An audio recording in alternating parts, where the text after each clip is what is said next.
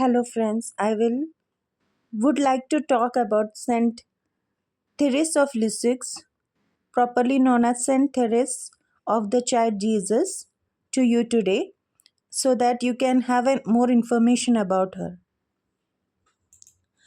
Therese of Lisieux, popularly known as Saint Therese of the Child Jesus or the Little Flower, was born on January 2, 1873 in Alencon, France.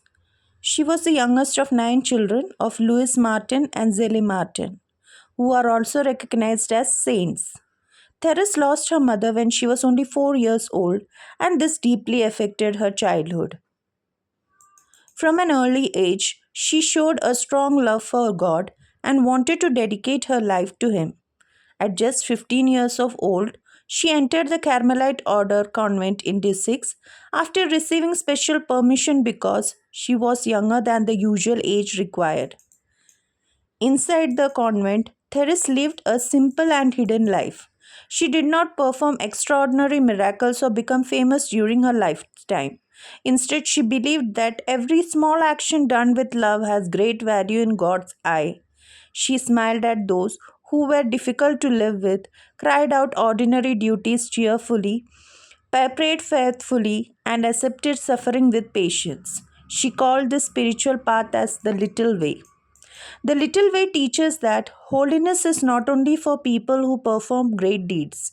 Anyone can become holy by doing ordinary tasks with love, trusting completely in God's mercy, being humble and accepting one's weakness, serving others with kindness and patience, offering daily joys and sufferings to God.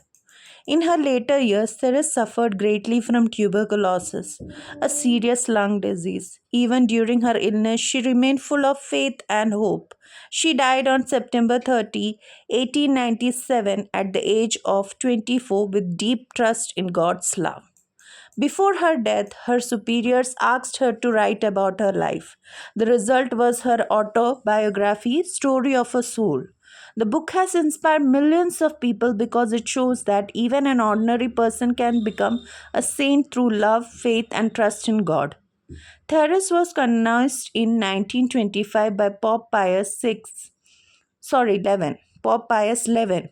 She was later declared patroness of the mission, even though she never left her convent because of her prayers and love for missionaries. In 1997, Pope John Paul II proclaimed her a doctor of the church and one of the highest honors given to saints whose teachings have greatly enriched Christian spirituality. Saint Teresa is often symbolized by roses because she once promised, "After my death, I will let fall a shower of roses," meaning she would continue to obtain God's blessings for people through her prayers. Lessons from Saint Therese of Lisieux. Holiness is achieved through love in everyday life. Small acts of kindness are precious to God. Trust in God's mercy is more important than relying on one's own strength. Humility and simplicity lead to true greatness. Prayer and love can make a difference, even when our work seems hidden.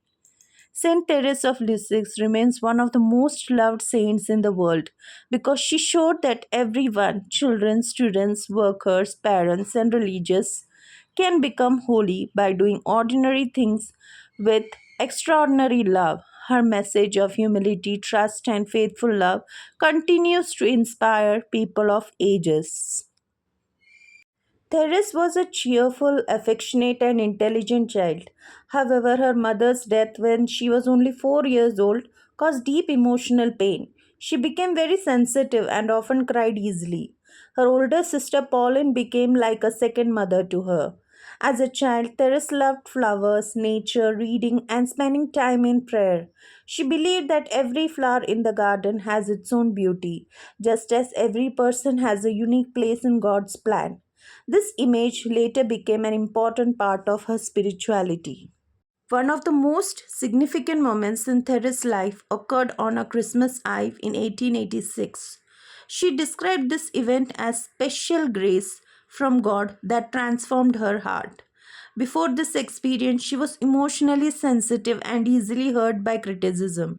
Afterwards, she became stronger, more generous, and more determined to think about the need of others instead of herself. She called this change her Christmas conversion, marking the beginning of more mature spiritual life. From a very young age, Therese believed God was calling her to religious life. She wanted to become a Carmelite nun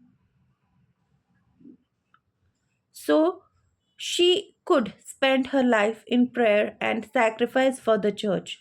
Because she was only 15, many people believed she was too young to enter the convent. Refusing to give up, she accompanied her father on a pilgrimage to Rome.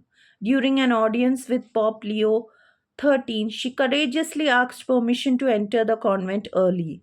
Although the Pope asked her to wait for the church's decision, permission was eventually granted and she entered the Carmelite convent at Lisieux in April 1888. Life in the convent was quite and simple. The daily schedule included morning and evening prayer, holy mass, silent meditation, manual work, spiritual reading, community life, personal sacrifice. Therese was not given important positions or extraordinary responsibilities. Instead, she performed ordinary tasks such as cleaning, sewing, cooking, and helping the other sisters. She believed that every duty, no matter how small, could become an act of love if done for God. The little way is the heart of Saint Therese's spirituality. She realized that many people believed holiness required heroic sacrifices or remarkable achievements. She thought that God does not ask everyone to accomplish great things. Instead, He asks each person to love Him faithfully in everyday life. According to the little way, small acts done with love are precious. Every ordinary task can become holy. Weakness should lead to greater trust in God. Humility is more valuable than pride. Love is the greatest offering anyone can give. Her spirituality resembles the trust of a little child who depends completely on loving parents. In the same way, Christians should place complete confidence in God's mercy. While reading one of the letters of Paul the Apostle, Therese reflected on many different vocations within the church. Concluded, my vocation is love. She believed that love gives meaning to every ministry in the church. Without love, preaching, teaching, serving, or praying lost their deepest purpose. This insight became one of the most famous passages in Story of a Soul. Although Therese never traveled outside her convent after entering religious life, she possessed a missionary heart. She prayed daily for priests, missionaries, sinners, families suffering, the poor. She believed prayer could reach places where she herself could never go. For this reason, she was later named Patroness of the Missions, together with Francis Xavier. Near the end of her life, Therese contracted tuberculosis. The illness caused severe coughing, fever, weakness, pain, difficulty breathing. She also experienced periods of spiritual dryness during which she felt abandoned by God. Yet, she chose to continue believing in God's love despite these painful experiences. She considered suffering an opportunity to unite herself more closely with Jesus. The Mother Superior asked Therese to write about her childhood and spiritual experiences. She obeyed, not expecting that her writings would become famous. After her death, the manuscripts were compiled and published as Story of a Soul.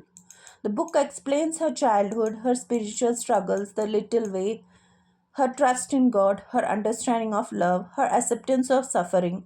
Today, it is regarded as one of the greatest works of Christian spirituality. Therese died peacefully on September 30, 1897. Her last words were, my God, I love you. She was only 24 years old. Many sisters in the convent later testified that her final days were marked by remarkable peace, courage, and unwavering faith.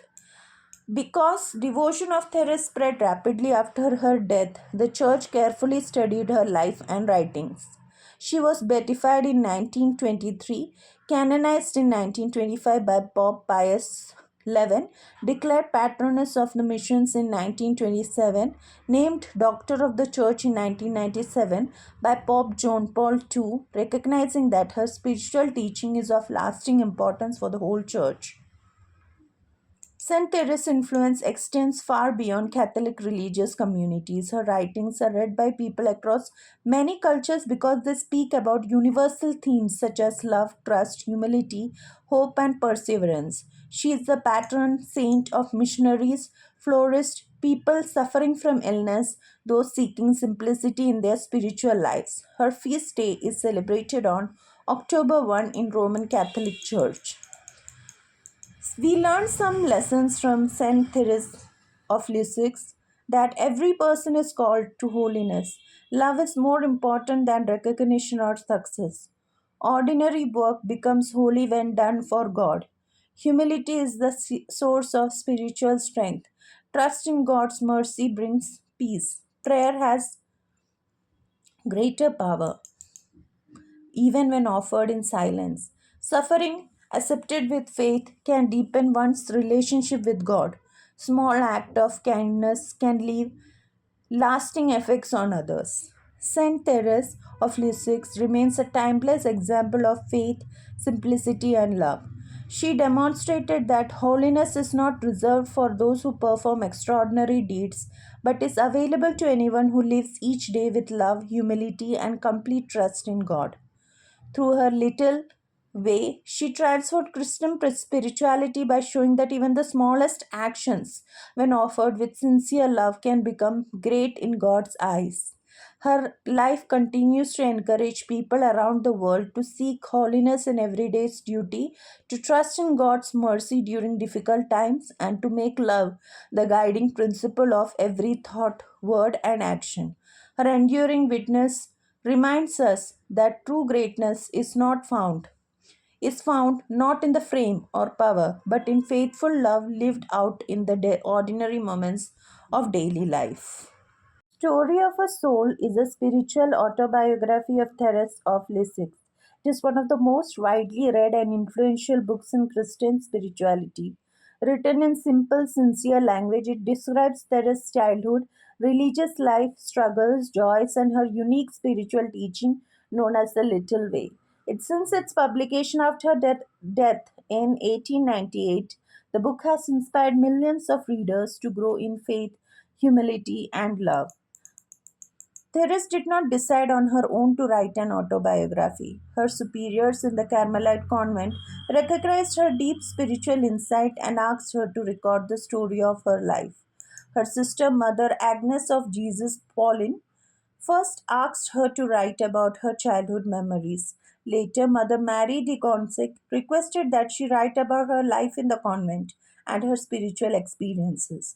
Therese obeyed these requests out of humility, never imagining that her writings would become famous throughout the world. She wrote the book mainly between 1895 and 1897 during the final years of her life while suffering from tuberculosis. The book is made up of three autobiographical manuscripts known as Manuscript A, B, and C.